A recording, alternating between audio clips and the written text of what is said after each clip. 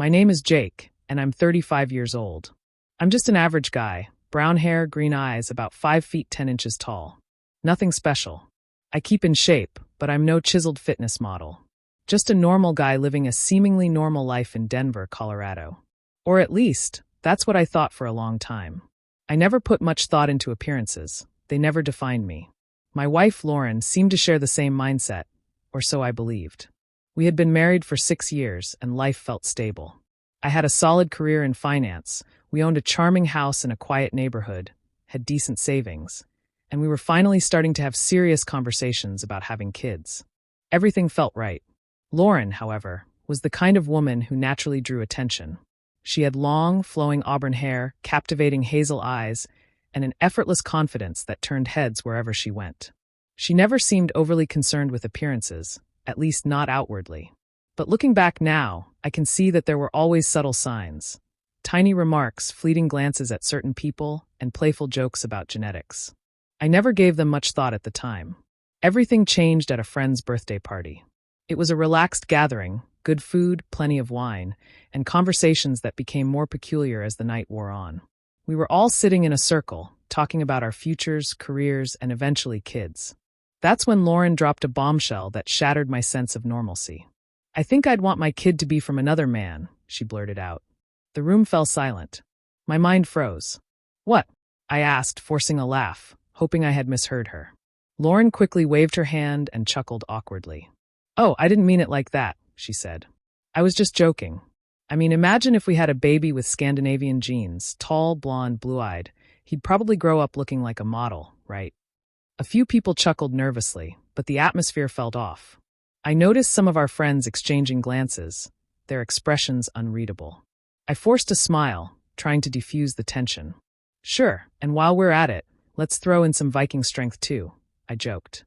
Everyone laughed, and the conversation moved on, but that moment stuck with me. At first, I brushed it off as a dumb, wine-fueled comment. But that night, lying in bed, the words kept replaying in my head. Why would she even say something like that? I didn't realize it then, but that moment marked the beginning of something much darker. Initially, I convinced myself it was just a meaningless joke. But over the next few weeks, Lauren started making more odd comments. Subtle things, easy to miss individually, but impossible to ignore when they accumulated. We'd be watching a movie, and she'd casually remark, "Do you think that guy's bone structure is genetic, or does he just have the perfect jawline from working out?" Or she'd say, "Wow, those eyes. Imagine if our kid had eyes like that." Striking eyes can really make someone stand out in life. At first, I nodded along. People talk about celebrities all the time, right? But it wasn't just celebrities. It was random guys too. Once, at the grocery store, she leaned in close and whispered, "That guy is definitely over 6 feet tall. You think he's Scandinavian? They always have insane genetics." I laughed awkwardly. "What's with you and Scandinavians lately?" I asked. She smirked but didn't answer. I tried not to let it bother me. People go through weird obsessions. Some get into fitness, others binge-watch true crime documentaries. Maybe Lauren had just fallen into a rabbit hole of genetics. But then things escalated. One evening, during a quiet dinner of homemade pasta and wine, she nonchalantly mentioned she'd been reading up on genetics. "Apparently, certain physical traits give people an advantage in life," she said, twirling her fork. "Like what?" I asked, raising an eyebrow. "Symmetry," she replied. "Studies show that people with symmetrical faces are perceived as more trustworthy. Or how taller men, on average, earn more money." I nearly choked on my food. "Okay, and why does this matter to us?" I asked. She sighed like I was missing some profound truth. "Jake, I just want the best for our future kids. Don't you?" I put my fork down and stared at her. "Of course I do, but this sounds like something out of a eugenics playbook." She rolled her eyes. "It's not like that. I'm just saying, if certain traits help in life, why wouldn't we want to give our kids the best shot possible?" Something about her tone unsettled me. This wasn't mere curiosity, it was conviction. That night, I lay awake beside her, staring at the ceiling. Lauren wasn't just making observations. She was planning something. And I had no idea how deep her obsession ran. In the following weeks, her fascination morphed into an all-consuming obsession. It was no longer just casual comments. She spent hours on her phone, reading articles, watching interviews with so-called genetic experts, and studying inheritance patterns. She even started exploring her own ancestry, proudly claiming distant Nordic roots. Then came the final blow. We were watching a random crime drama when she turned to me and said, "Jake, I've been thinking we should really consider how genetics will shape our kids' future." I muted the TV. "Lauren, what are you talking about?" She didn't hesitate. "We need to be smart about this. If we want to give our children the best opportunities, we should aim for the best genetic traits possible."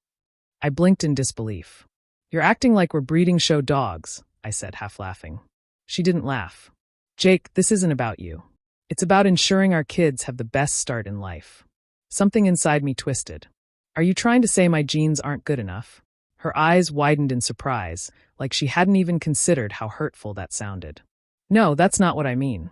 You're smart, responsible, and successful. But don't you think we should give our kids every advantage we can?" And that's when I realized the gravity of what she truly wanted. Exactly when I asked her why my patience was thinning, she sighed, as if I was the one being irrational. "I just think we should be strategic about it," she said. That single word, strategic, made my stomach churn uncomfortably. That night, sleep evaded me. I lay in bed, staring at the ceiling, replaying our conversation over and over in my head, trying desperately to convince myself that I was overreacting. But deep down, a gnawing truth settled in my chest. This wasn't a passing phase. This was who she had become, and I had no idea how to navigate that harsh reality. Then came the night that changed everything. It started off like any other Friday night. Takeout containers spread across the coffee table, both of us mindlessly scrolling through our phones, absorbed in our own little digital worlds. But then, out of nowhere, she put her phone down, breaking the silence. "I've been doing some research," she said, her tone neutral yet purposeful. I groaned, already weary of where this might lead. "Lauren, please, not this again." "Just hear me out," she insisted, her voice steady. "There are options." "Options for what?" I asked, already feeling a wave of exhaustion wash over me. "For our future children," she replied calmly, too calmly.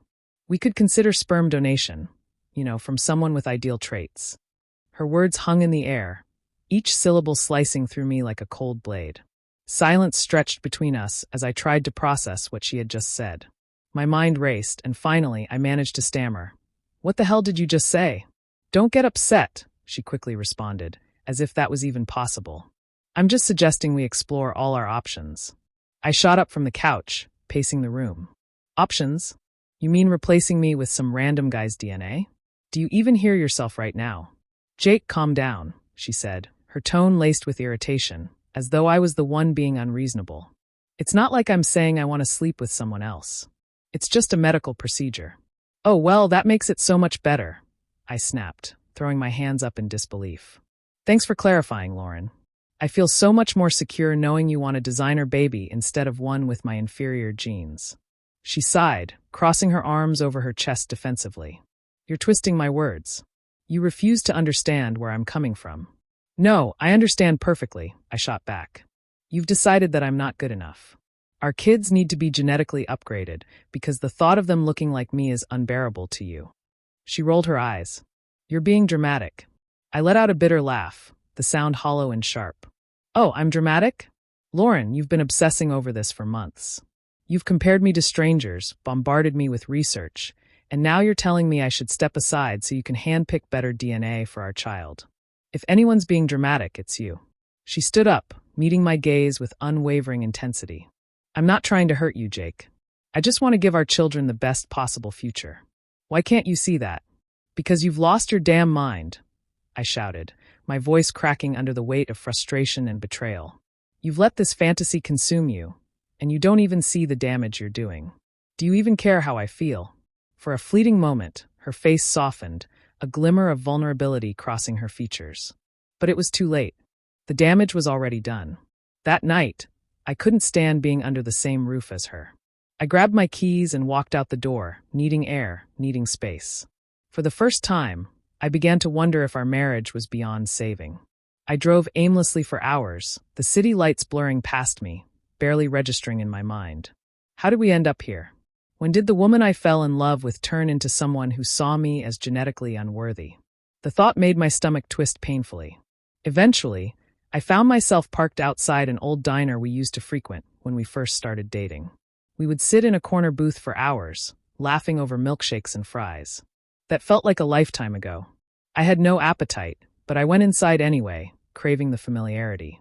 The waitress, an older woman with kind eyes, must have seen the turmoil on my face because she poured me a coffee without even asking. "Rough night?" she asked gently. I gave her a half-hearted smile. Something like that. I sat there for what felt like hours, lost in thought, watching people come and go. I kept replaying our argument, wondering if there was a way back from this. Could I fix it? Did I even want to?